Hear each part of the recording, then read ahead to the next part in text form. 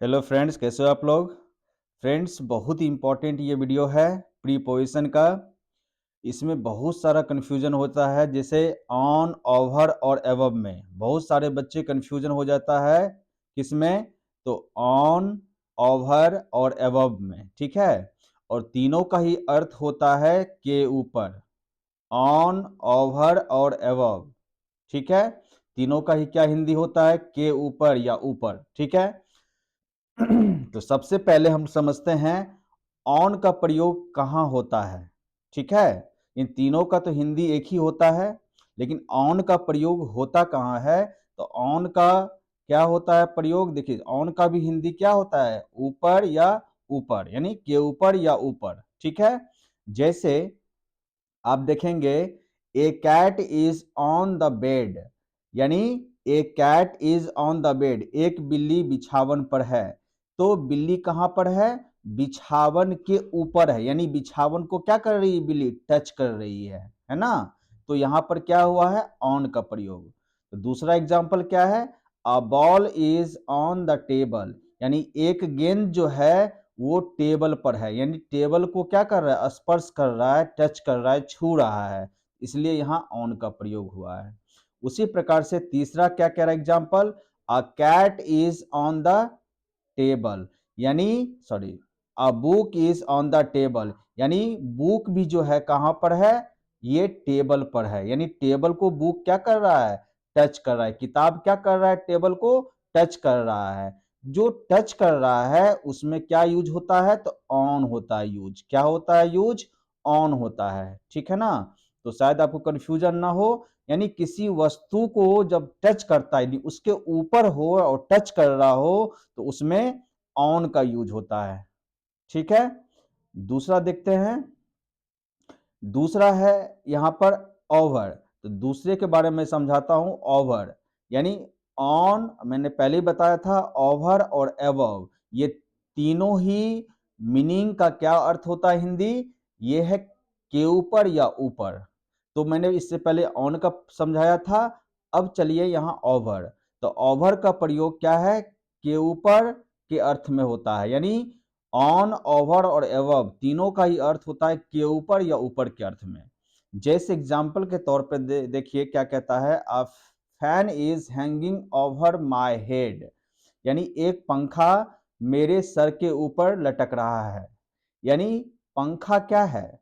पंखा आपका एक इलेक्ट्रॉनिक चीज है जो हमारे सर के ऊपर घूमती है। तो हम हमारे सर से थोड़ा ऊपर हो गया, हमारे सर से थोड़ा ऊपर हो गया, यानी स्पर्श नहीं कर रहा, हमारे सर को टच नहीं कर रहा है, हमारे सर से थोड़ा ऊपर है, ठीक है ना।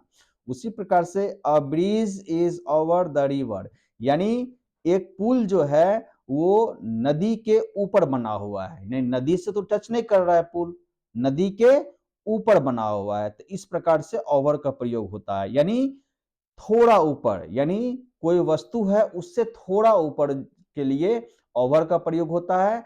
और मैंने क्या बताया इससे पहले, यानी किसी वस्तु को टच कर रहा है, छू रहा है ना। जैसे a book is on the table, यानी टेबल को क्या कर रहा है? किताब छू रहा है, तो वहां ऑन का प्रयोग। लेकिन यहीं पर तीसरा देखिए, अ bulb is lightning over my head, यानी हमारे सर के ऊपर बल्ब जो है वो जल रही है, प्रकाश दे रही है।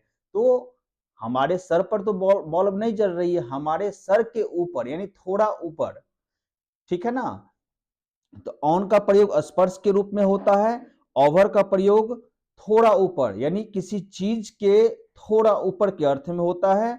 वहीं पर देखेंगे आप एबव। तो एबव का प्रयोग कहां होता है? देखिए, एबव का प्रयोग, एबव का प्रयोग के ऊपर के अर्थ में, मैंने तीनों का प्रयोग क्या बताया था? के ऊपर या ऊपर।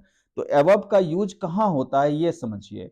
जैसे a bird is flying above my head, एक पक्षी जो है हमारे सर से बहुत दूर उड़ रहा है, यानी हमारे सर से थोड़ा दूर ऊपर नहीं, यानी चिड़िया जो उड़ती है आप देखेंगे बहुत दूर आकाश में उड़ती है। तो अबव का प्रयोग बहुत दूर के लिए होता है, ऊपर के अर्थ में बहुत दूर के लिए होता है। वहीं पर ओवर का प्रयोग जो होता है, ओवर का प्रयोग वो सर से या सरजमी से या किसी वस्तु से थोड़ा ऊपर होता है, ठीक है। लेकिन अबव का प्रयोग ये काफी दूर के अर्थ में होता है, ठीक है। दूसरा क्या कहता है, the sun is above the land, यानी जमीन से सूरज जो है काफी दूर है, तो इसके लिए अबव का प्रयोग करेंगे, ठीक है ना। इसके लिए क्या करेंगे, अबव का प्रयोग करेंगे। फिर क्या कहता है, a kite is flying over my head, यानी जो काइट है, यानी काइट मीन्स पतंग, वो हमारे सर से काफी दूर उड़ता है, यानी हमारे सर से थोड़ा ऊपर नहीं, काफी दूर। तो आपने समझा, ऑन का प्रयोग किसी वस्तु के ऊपर यानी स्पर्श छूने के भाव में होता है, वहीं पर ओवर का प्रयोग थोड़ा ऊपर के अर्थ में होता है, किसी वस्तु से या सरजमी से या सर से थोड़ा ऊपर। वहीं पर एवब का जो प्रयोग होता है वो काफी ऊपर होता है ना। तो वहां पर एवब का प्रयोग, आई थिंक आपको कोई कंफ्यूजन नहीं होगा। और भी डिटेल में चलते हैं। अब देखिए यहां पर क्या है नोट में, तो आपने क्या समझा, अब समझिए। यहां पर मैंने क्या बताया था, ऑन का प्रयोग। तो ऑन का प्रयोग जैसे मान लीजिए इसको हम, कोई ये गेंद है, बॉल है, तो बॉल एक, इसको टेबल मान लीजिए, रेड कलर का जो है ये टेबल है, ठीक है। तो टेबल के ऊपर है ना, ये टच कर रहा है, ठीक है, ये टच कर रहा है बॉल, ठीक। वहीं पर मैंने क्या बताया, ओवर का जो प्रयोग है वो सर से काफी दूर होता है। ओवर का प्रयोग, ओवर का प्रयोग मैंने क्या बताया था, सर से काफी दूर होता है, नहीं नहीं, बिल्कुल नहीं। अबव का प्रयोग मैंने बताया था सर से काफी दूर होता है, यानी सर जमीन से काफी दूर होता है।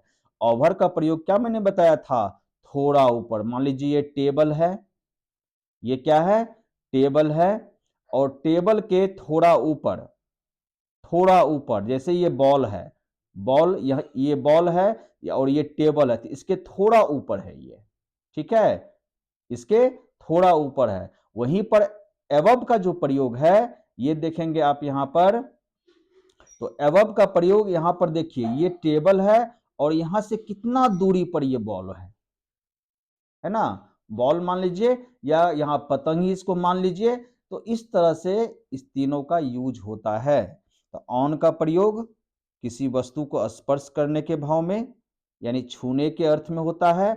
ओवर, ओवर का प्रयोग थोड़ा सा ऊपर, यानी किसी वस्तु को स्पर्श नहीं करती है, ना ही छूती है। और अबव का प्रयोग काफी ऊपर होता है, काफी दूर होता है। लेकिन तीनों का हिंदी मीनिंग एक ही होता है, इस वजह से बहुत सारे बच्चे कंफ्यूज हो जाते हैं, ठीक है ना।